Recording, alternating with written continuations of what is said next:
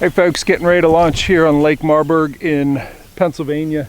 My buddy Jake, where is he? He's out there.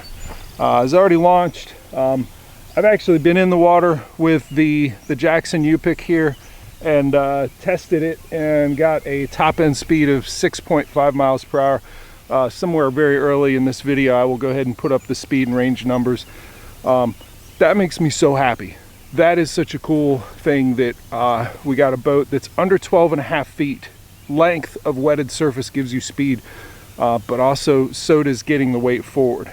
That's the fastest boat that I've done under 12.5 feet. So 6.5, great speed for this boat, and it's really, due to getting the foot control steering that far forward in the boat and having the seat as far forward as it is. So, if it's riding like this, it's not efficient. If it's riding like that at top speed, it's flying. And 6.5 is great. So we're gonna get out here, do a little bit of largemouth fishing, and see what we get into. I know we're gonna make a lot of runs. We got the 915 watt-hour batteries, both of us, and the places that we want to hit are fairly isolated. We're zipping to the back of this cove and then out to this riprap. So a couple different patterns that I expect to be working today. We're going to put the 915 watt-hour battery to the test. I'm going to be logging it with the Anglr right here, what I catch, where I go, and we'll take a look at the end of the trip and see how long.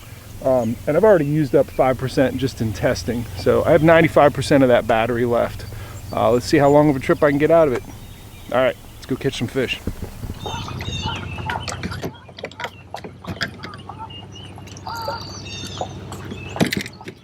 So I got some flooded brush here on the shoreline here, and I'm starting off with a Zinkers and a grip pin hook. So this one is called Easy Money. So I did well skipping these, and it's been 5 or 6 weeks since I've been here. Coming in a little quick. At 11:03, I keep forgetting it can be on real low, and I forget about it because of so many years of hearing the 403, hearing that reduction gear, and knowing that it's on. I'll think I'll have this off, and it's not off. So it was on 10 watts right there, and I was talking and not paying attention to the fact that I'm getting ready to crash some of these spots I want to fish. I always, at the end of every trip, I loosen up my drag just to make sure that my drag, when the reel is in storage, maintains a smooth drag. If you keep it tight and you put it away, any of the smoothness, there's a fish, any of the smoothness of your drag is lost. I'm gonna have it pretty tight. I got 20-pound Power Pro, and this is a St. Croix Legend Extreme rod, 7-foot medium fast, and my leader material is 20-pound fluorocarbon, and I think it's Cigar. All right, but I have it fairly tight because I'm gonna have to horse them out of these brush piles. I snagged with a skip deep into the kind of brush you can kind of see on either side of me. These suckers get really green, and they look like weeping willows, sort of. They're not, though. I'm not sure what the species of vegetation is, but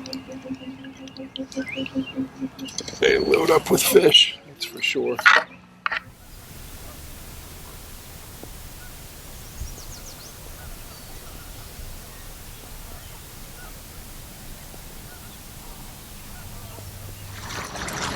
So one of the coolest things about having the motor is when you go from spot to spot, you get to do things like, get something to eat or drink or re-rig. I'm gonna try something a little bit different. It's I got a diesel minnow here, and that's a Chinlocks. It's got the lead that hooks it up, holds onto that plastic right at the top, but it's also got that belly weight. So go in through the chin. I think this is something that'll skip up into these pockets really nicely. We get past that belly weight. Pull it up over the weight at the chin. Let that settle in there. And then we're gonna just put that hook across the back. If this is working well, I will jump up maybe even to a bigger one like a swimmer's, but I'm going to start with that size and see what happens. I'm using Shad Scent Liquid Mayhem, and it's got that nice little groove in the belly. Squish that stuff up in there. You know, they take a swipe at it. If they miss it, they'll taste that and say, oh, I got to get that. We'll turn right around and jam it. Just like the Zinkers, I will poke the tip of the hook back in there very lightly. Keeps it out of trouble. All right. Actually, the next spot has some brush on it, but it's got riprap, so I'm going to switch over to, I got a crankbait. I'm going to put on that, let it bang around in there and see what happens.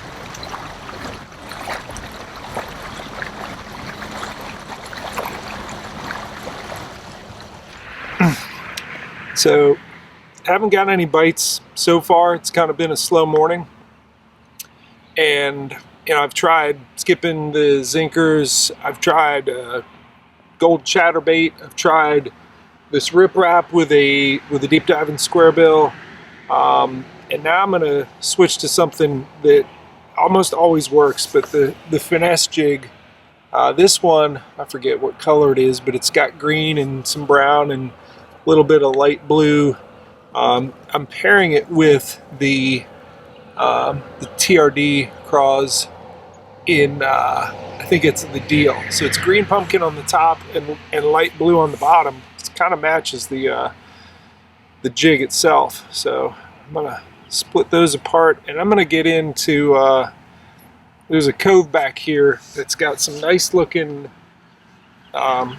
logs and brush piles, and I'm going to get in close. I'm going to get intimate with some fairly big pieces of wood with this tiny little jig. See what I can yank out of there.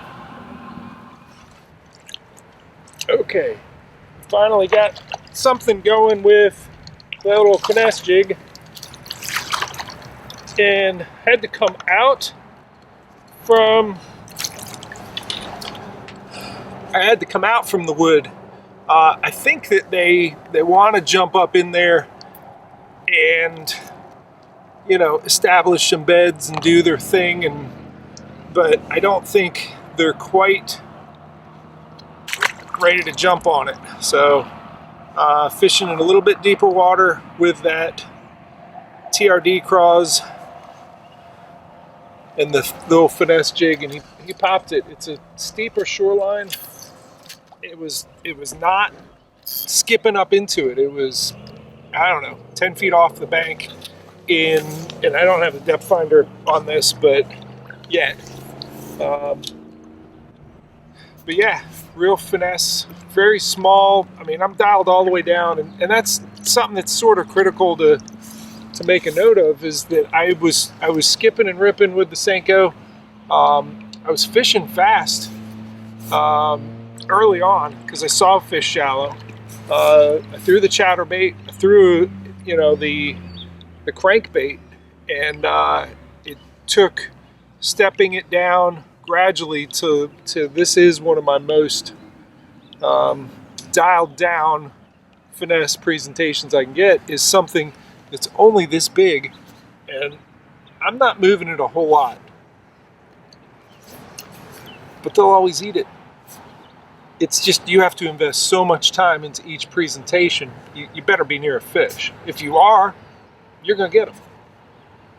But it's, you know, each cast is, you're investing so much time in, and it doesn't always make sense. You know, fish fast, power fish if you can, dial it down slowly until you're, you know, unfortunately in my case, you know, dial down all the way, ultra finesse.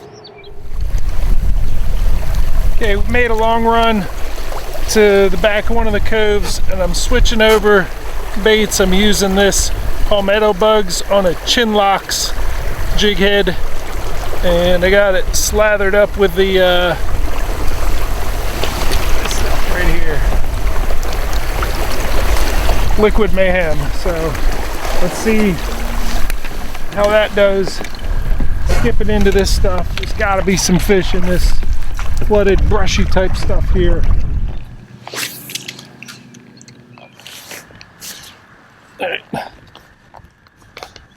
Pulled that 16 3/4 out of the brush. I'm gonna use the Anglr app to,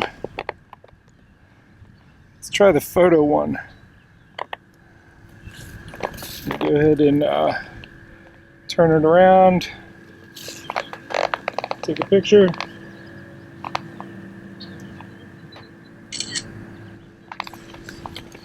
Let's see, use photo, and we'll go ahead and let this guy go,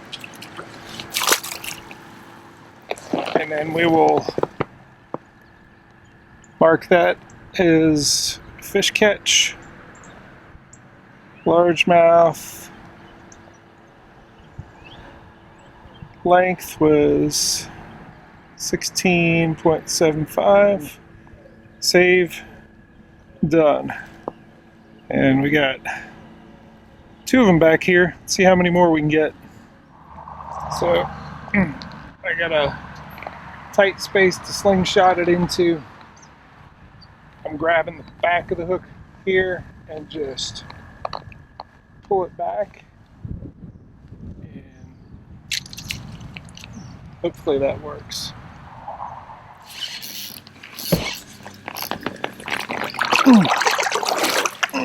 Get out of there. Oh, at least stay on that branch till I can get you.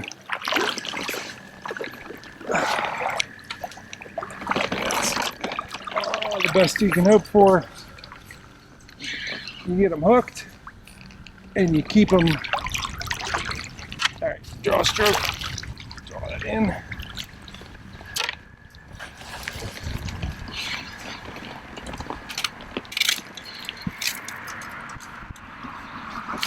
Yeah, he's still pumping his tail. I don't know. I think I got him pinned. Yep, I can see his tail.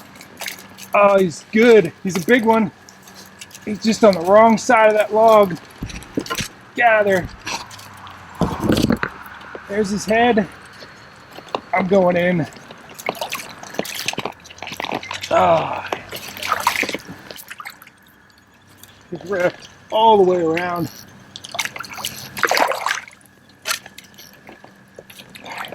Open my bail.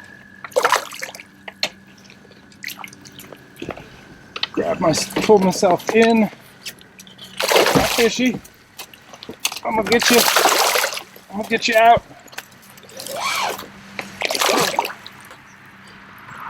Yep, got him. Got him. Got him. Whew. It's a number of them like that. I've had to go in and I think as many times as he wrapped it around there, I'm just cutting that off. And we'll see what this fat mama, she's still has yet to drop eggs. We'll get a quick measurement and get her back in, letting her catch her breath. We're gonna do photo, turn around, dip and grin. All right, use the photo. All right, let's get her back in. Thank you, fishy. As soon as it skips in there, it's when they grab it, and it's right around the center of these trunks. So I'll finish logging this guy. Largemouth, length is 17, save, done. Okay.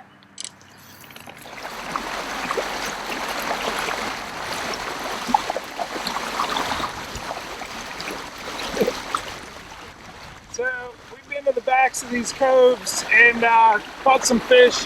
You got a nice one in there? What was it? 18 and 3/4 inch largemouth. Nice. Where'd you get them on? On a Seiko Texas rig, weightless.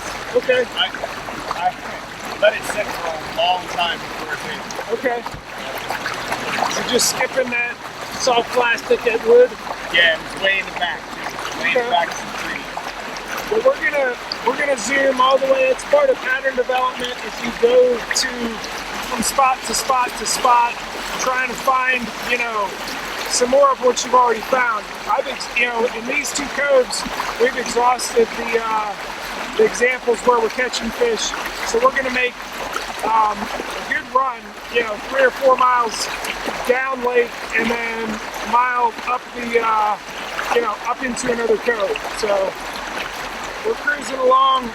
I'm not going full speed. I'm going 6 miles an hour, conserving energy just a little bit, but we should have plenty of range to do what we need to do.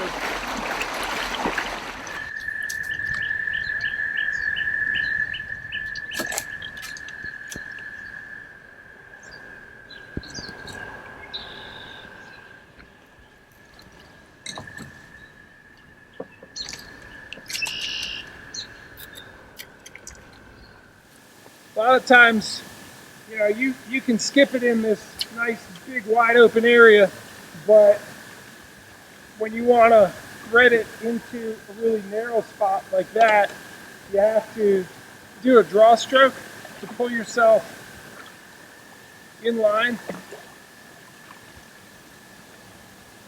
And it's really just a matter of lining up, the line from the tip of your rod into where your target is. You get them into those really tight spots that way with a draw stroke just to line up your boat. That way you get the shot that you need deep into the brush.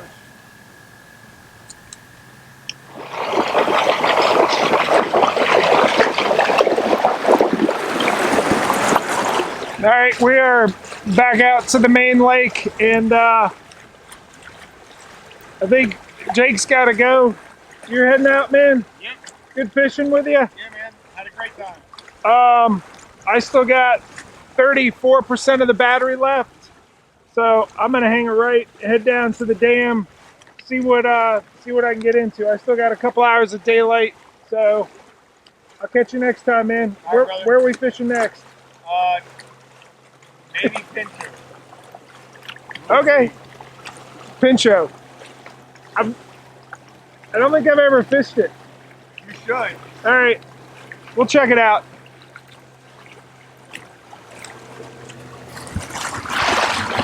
See ya.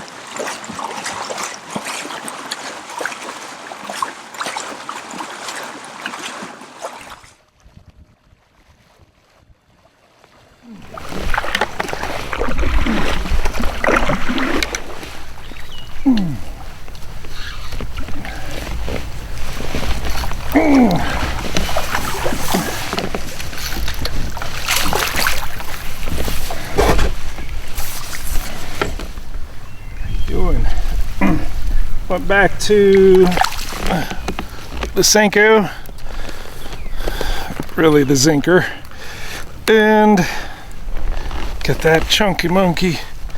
Yeah, let's see what it weighs. I also saw a huge muskie cruising the shoreline. That was a fun one. I'm gonna go ahead and drop the anchor wizard. And you can see it's the same kind of stuff we were finding at the backs of the cove. Anywhere in the lake, you find that sort of you know, that kind of brush, and we got good bass on it. I think that's my big for the day. It's certainly the heaviest. We'll go ahead and get a quick measurement. 17.5, but fat. Very nice fish. I'll let you breathe a second.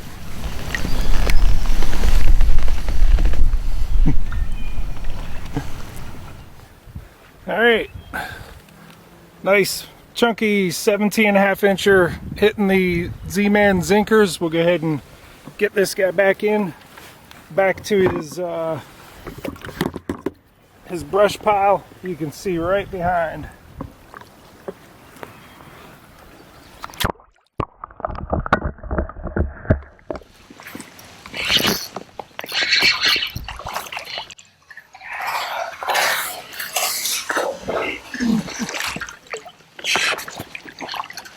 Alright, got another one. Very next brush example of that bush downstream or down the bank. You got another one. This guy's been caught a couple times before. He's got a jacked up jaw.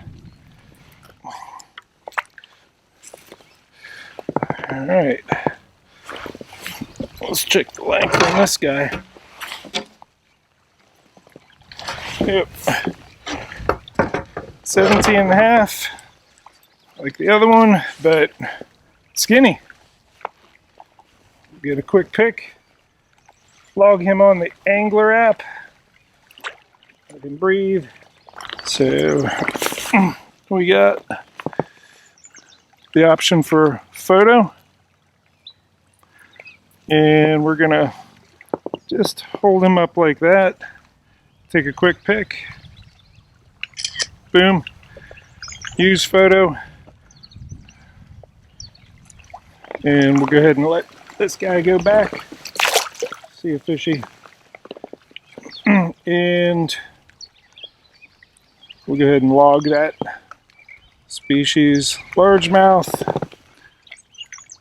length 17.5, save it.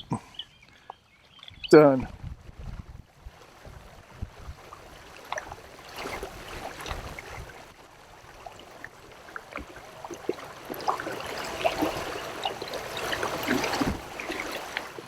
So I'm going to show you where I'm at. It's 22% on the throttle there, right at the top, and I have about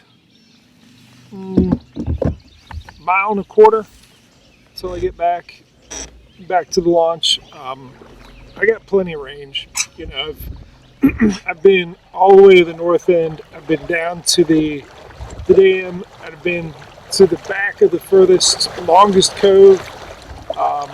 There really isn't, you know, any part of this lake that I can't hit and still have, you know, enough power at the end of the day to be charging back at 6.3 miles per hour in this last quick run.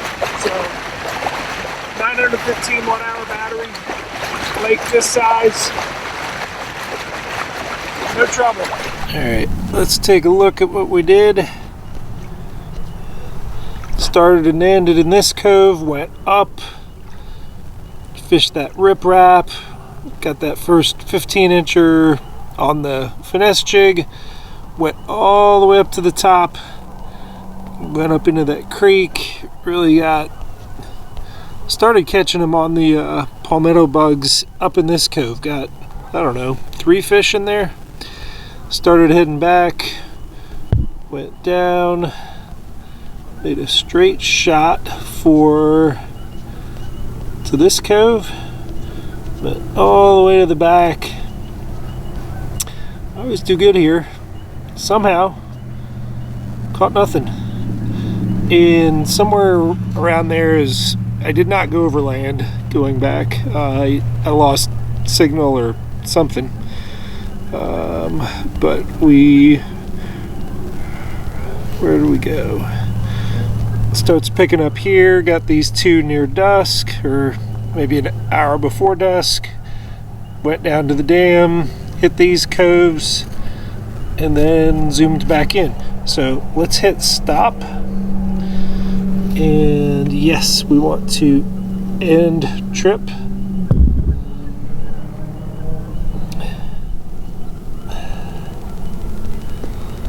It gives us barometer, temperature, wind speed.